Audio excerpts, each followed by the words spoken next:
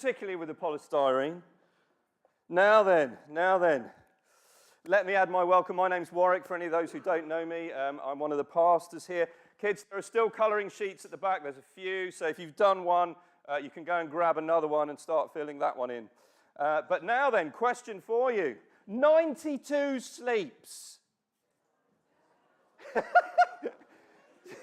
92 sleeps until what? 1, 2, 3? Christmas, absolutely. Oh, don't you love Christmas presents? Right, okay, it's still a long way off. It's still a long way off. You've got to wait.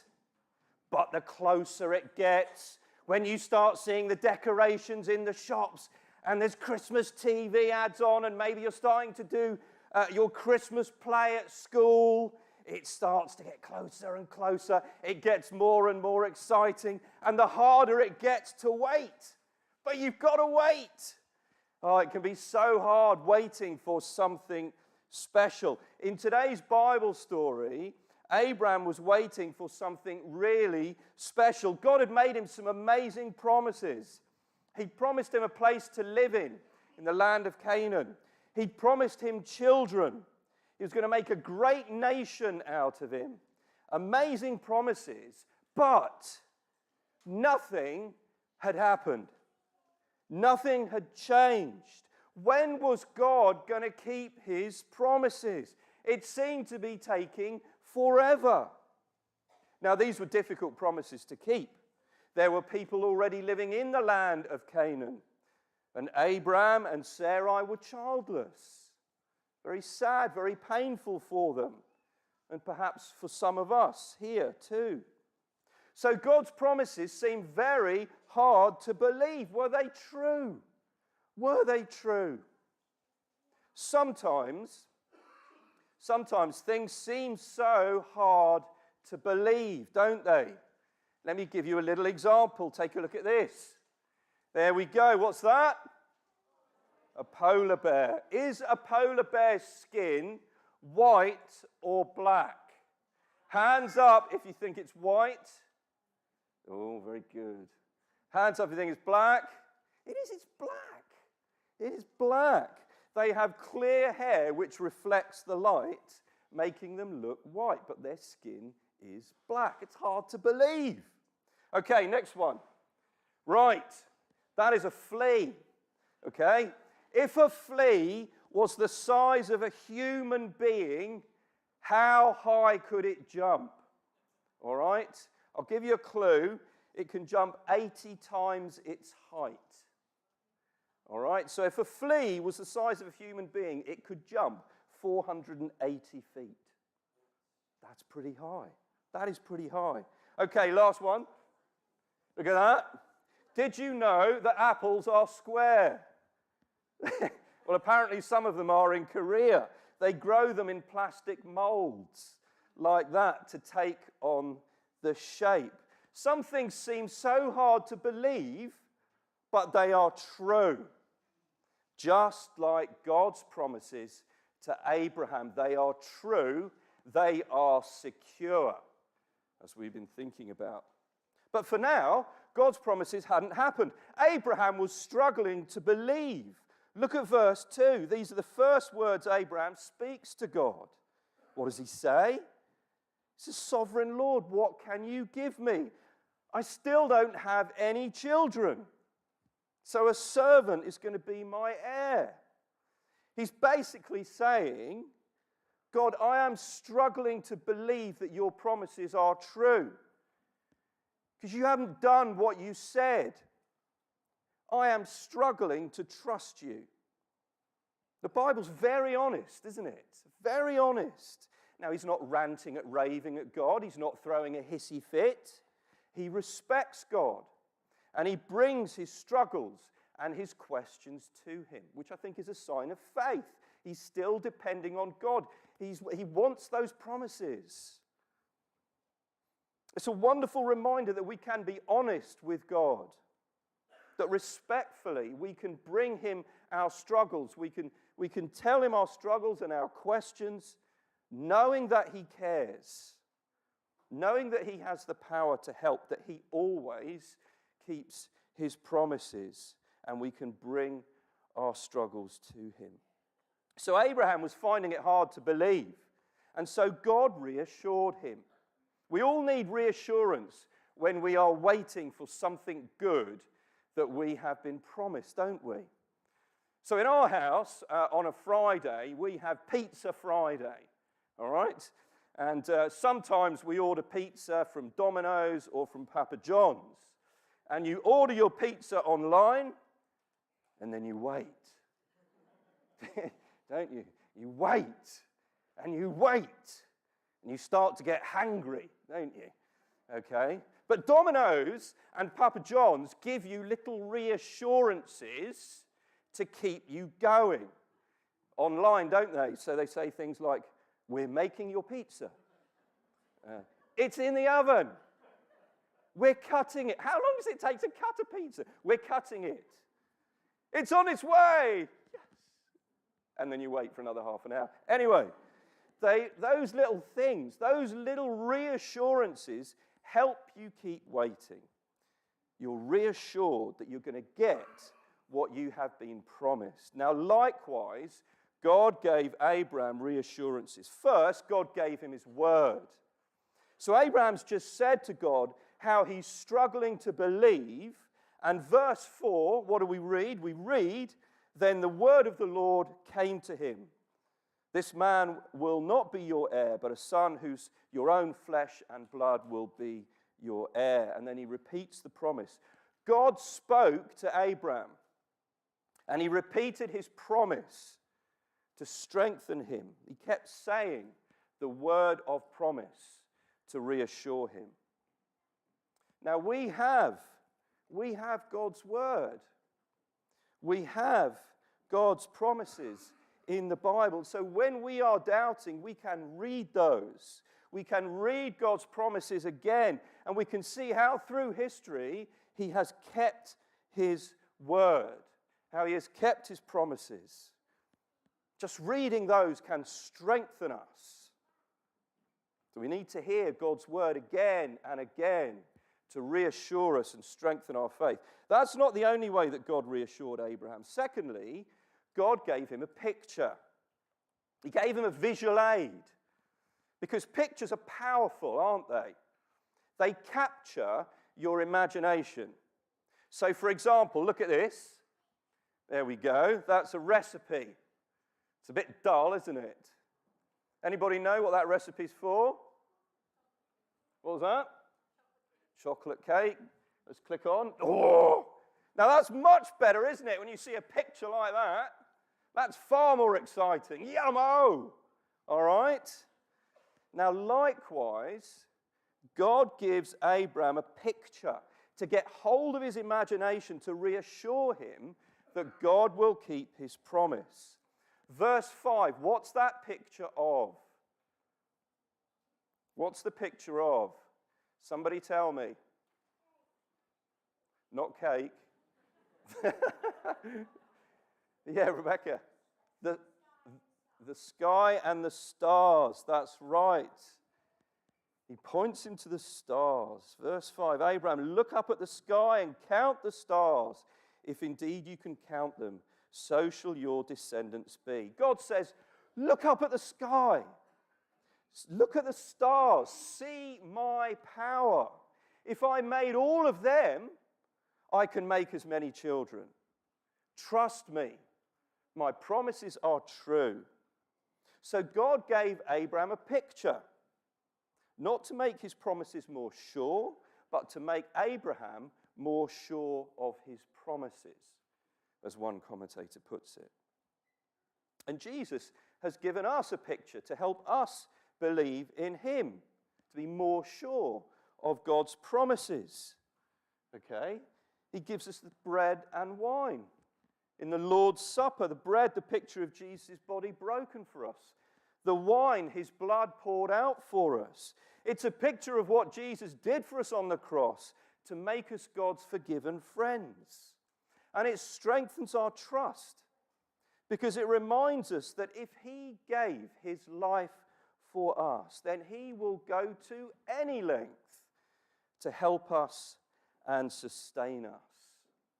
If God didn't spare his own Son, how will he not graciously give us all things? So God gave Abram his word. He gave him a picture as well to reassure him. And Abram believed, verse 6. Abram believed the Lord, and he credited to him as righteousness. Righteousness means being right with God. Now, what's happening here? It's not that Abram believed so well that he got lots of belief brownie points which made him right with God. No, it was credited to him. It was given to him by God. So it's a little bit like, perhaps, when someone gives you money for your birthday, and maybe it's credited, put on your Go Henry card, or whatever card you might have, or maybe it's put into your bank account if you have one. That money is given to you. It is credited to you. It is a gift. Well, likewise, God credited or gave Abram righteousness, right with God, which Abram received by faith. So for us, we don't become right with God by having enough faith, having good enough faith. We don't buy our way into heaven. We trust Jesus. We trust in what he did for us on the cross to save us, and God counts us right with him. He gives us that gracious gift which we receive through believing in Jesus. So, Abram struggled to believe. Nothing had happened. Abram struggled to believe God's promises. But God reassured him. He reassured him with his word, with this picture of the stars. Trust me. My promises are secure. I have the power to do this. And Abram believed. And then God confirmed his promises even more, which we're going to see in just a moment. But I'm going to hand back over. Sing that one again at some point, aren't we? Right, let me just grab my...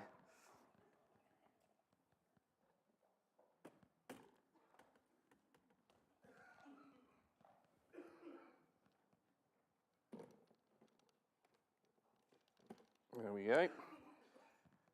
God always keeps his promises. Great song, great truth. And God confirmed that again with Abram.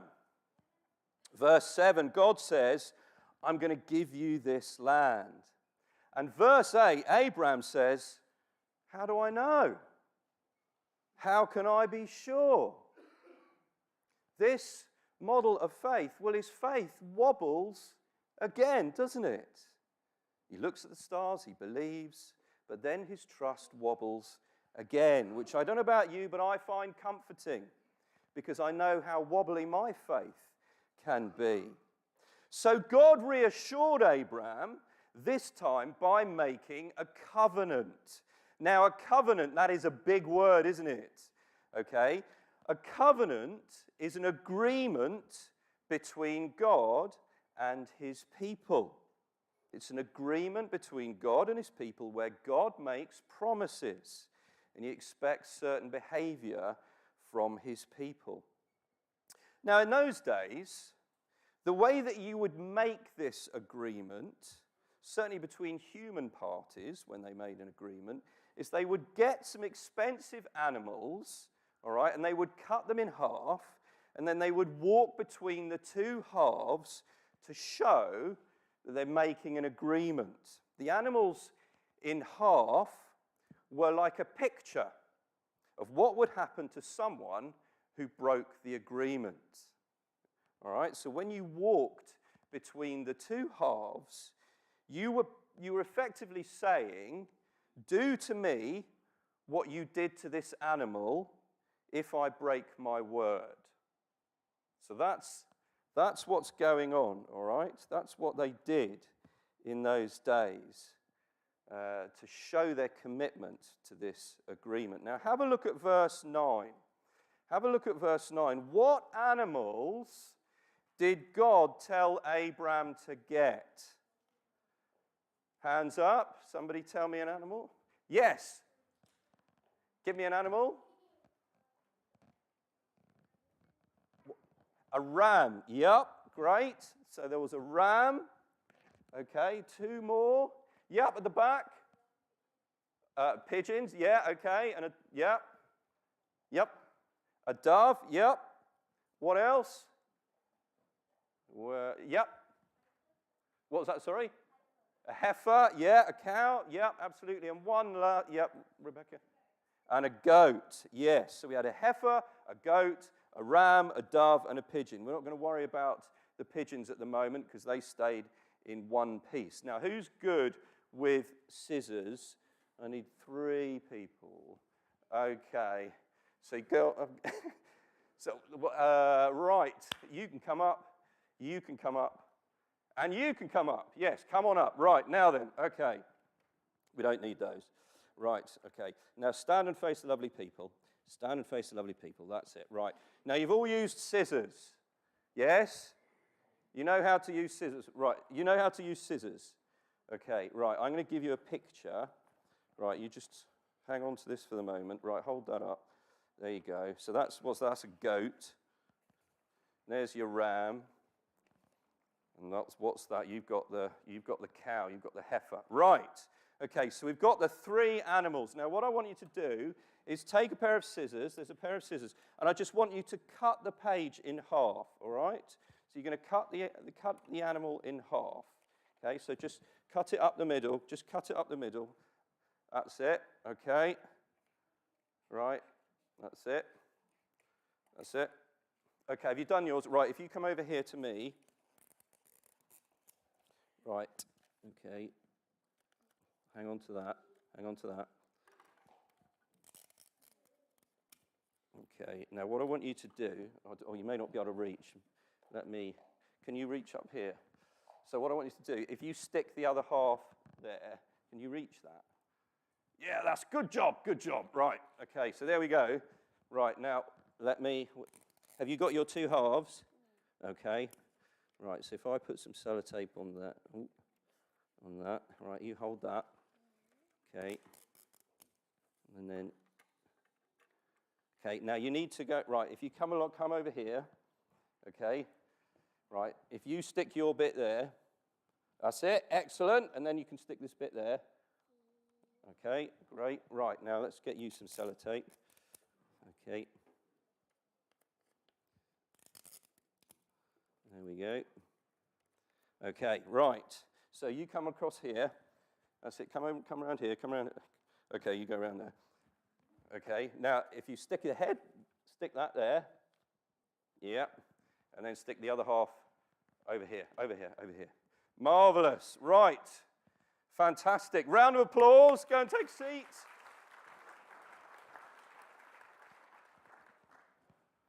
It's just like this.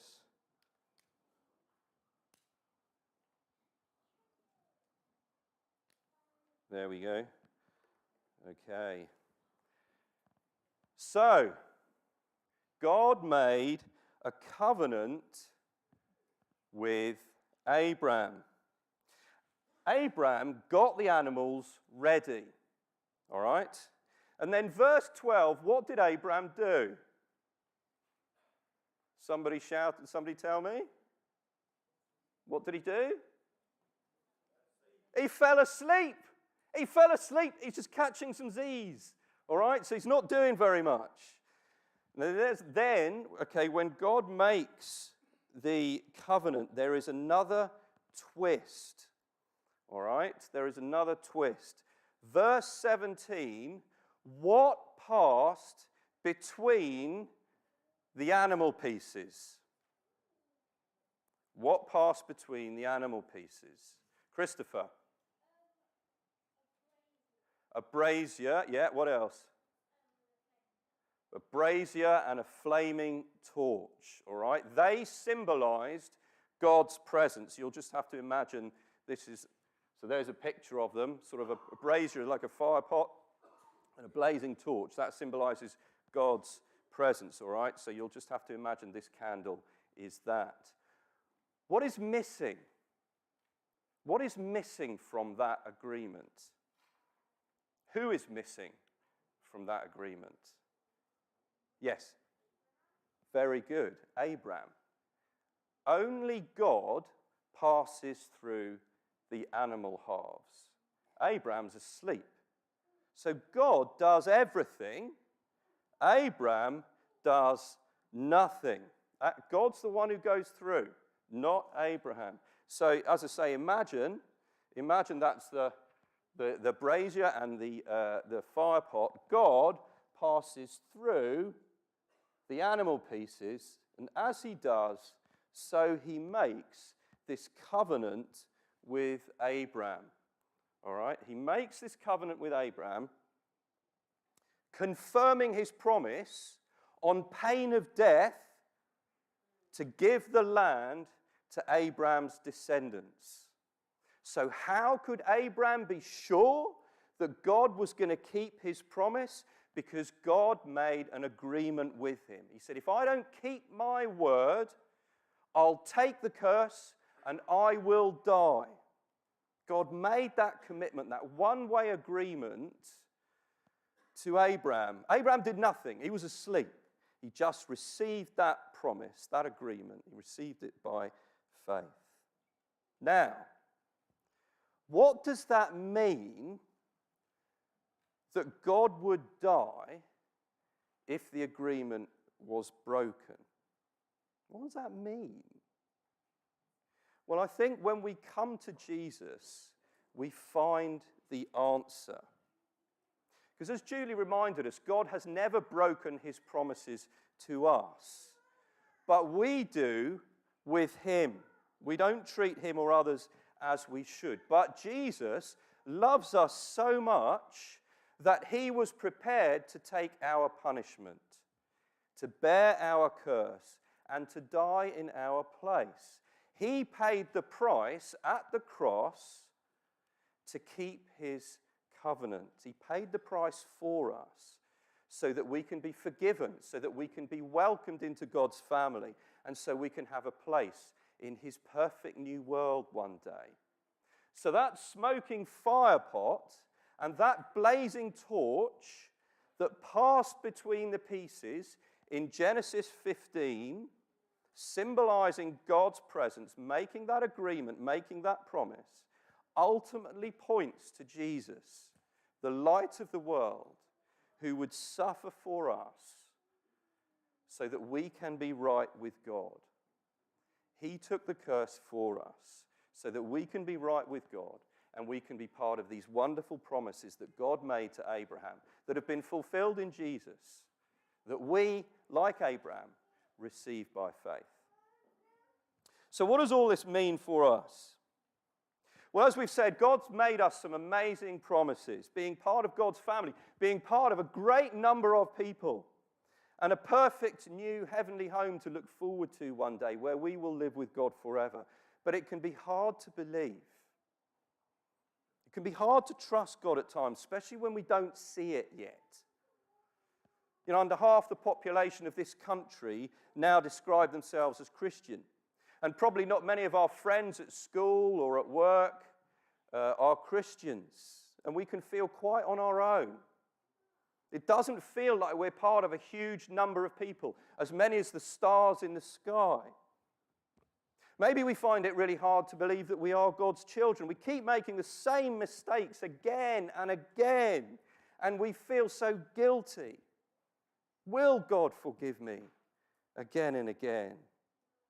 Or you look at this world and the terrible things that we see on the news, but the world just keeps going on and on and on. And people are unkind to us because of what we believe in Jesus. Is he really going to make a perfect new world? It doesn't seem like it. It can be hard to trust God. Is this really real? And maybe we're struggling so much at the moment, hurting. These promises seem so far off. But we can trust God's promises because we can trust the promise maker. He always keeps his promises. He gives us his word to reassure us of that. He gives us pictures like the stars in the sky, like the bread and wine we share each month. And he's made it even more sure by confirming his promises through this covenant that he's kept in Jesus. And you know, in that agreement that God made with Abram, he did everything. Abram did nothing. He just received the promises by faith. And it's the same for us. We do nothing to receive God's promises. We trust in Jesus. He's done everything. And we don't need super faith, but we trust Jesus. And through him, God in his kindness counts us right with him. And like Abraham, we receive God's wonderful promises.